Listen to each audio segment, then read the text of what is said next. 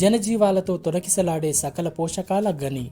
ఆధునికత, అధిక దిగుబడి పేరిట అధిక మోతాదులో రసాయనాలను ఉపయోగించి చేస్తున్న వ్యవసాయంతో ఈ సహజ గనికి తూట్లు పడుతున్నాయి. ఫలితంగా భూములు సారాన్ని కోల్పోయి నిస్సారమవుతున్నాయి. పంటల దిగుబడులపై ప్రభావం చూపుతున్నాయి. అయితే ప్రకృతికి అనుగుణమైన రీతుల్లో పంటలు పండిస్తూనే భూసారం పెంచుకుంటే మెరుగైన పంట దిగుబడులను సాధించవచ్చని శాస్త్రవేత్తలు చెబుతున్నారు.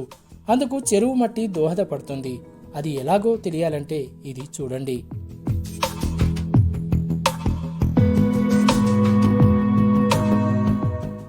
మరికొద్ది రోజుల్లో ఖరీఫ్ సాగు ప్రారంభం కానుంది. ఉమ్మడి ఆదిలాబాద్ జిల్లాలో రైతులు ఇప్పటి నుంచే ప్రణాళికాబద్ధంగా వానాకాలం సాగుకు సిద్ధమవుతున్నారు. వేసవి దుక్కులు కూడా పూర్తయ్యాయి. ఇంకా కొందరు దుక్కుల పనుల్లో నిమగ్నమయ్యున్నారు.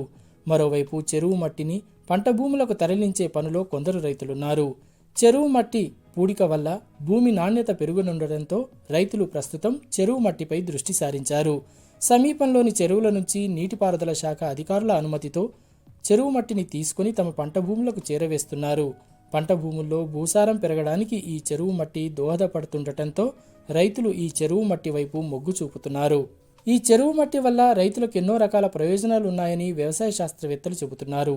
వేసవి దుక్కుల్లో భాగంగా రైతులు ఈ చెరువు మట్టిని కూడా తీసుకువచ్చి తమ పొలంలో వేసుకుంటే భూసారం, నాణ్యత పెరగడానికి దోహదపడటమే కాకుండా తేమను నిలుపుకునే శక్తి కూడా పెరుగుతుందని అంటున్నారు. ఈ చెరువు మట్టి వాడకం, ఉపయోగాల గురించి ఆదిలాబాద్లోని కృషి విజ్ఞాన కేంద్రం శాస్త్రవేత్త డాక్టర్ ఎం సురేష్ లోకల్ 18తో వివరించారు. ఈ చెరువు మట్టిలో మొక్కల పెరుగుదలకు అవసరమయ్యే పోషకాలు సమపాళ్లలో ఉంటాయని ఆయన పేర్కొన్నారు. ఈ చెరువు మట్టి చెల్క, ఎర్ర నేలల్లో వినియోగించుకుంటే అధిక దిగుబడులను పొందవచ్చని చెప్పారు. ఈ చెరువు మట్టి మనము పొలాల్లో అంటే ఈ వేసుకోవడానికి ఇది చాలా అనుకూలమైన సమయం. దాంతోపాటు మనకు మట్టి పరీక్షలు కూడా చేసుకోవాల్సిన అవసరం ఉంటుంది. ఈ చెరువు మట్టి మనం వేసుకున్నప్పుడు దాన్ని పొలంలో సమానంగా దాన్ని వెదజల్లుకున్నట్లయితే దాంట్లో ఉండే పోషకాలు నెక్స్ట్ సీజన్లో వేసే పంటలకు చాలా అనుకూలంగా అందుబాటులో ఉంటాయి కాబట్టి మొక్కల పెరుగుదల కూడా ఆరోగ్యవంతంగా ఉంటుంది.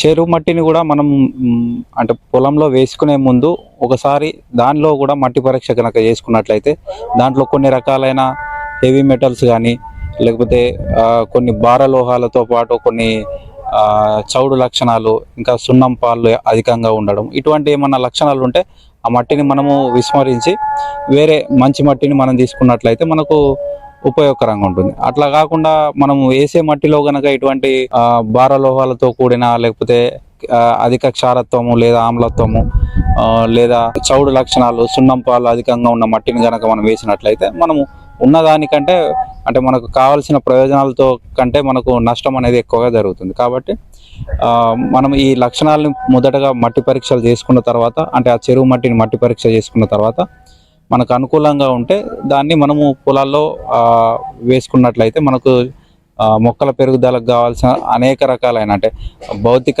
రసాయన మరియు జీవ సంబంధమైన లక్షణాలు అనుకూలంగా మారి మొక్క పెరుగుదలకు అనుకూలంగా ఉంటుంది. కాబట్టి ఇది చాలా ఉపయోగకరంగా ఉంటుంది. ఎర్ర నేలలకు ఎంతో మేలు చేసే ఈ చెరువు మట్టిని పండ్ల తోటలు, కూరగాయలను సాగు చేసే భూముల్లోనూ ఉపయోగించుకుంటే ఉత్తమమైన, నాణ్యమైన దిగుబడులను పొందే అవకాశం ఉందని శాస్త్రవేత్తలు చెబుతున్నారు.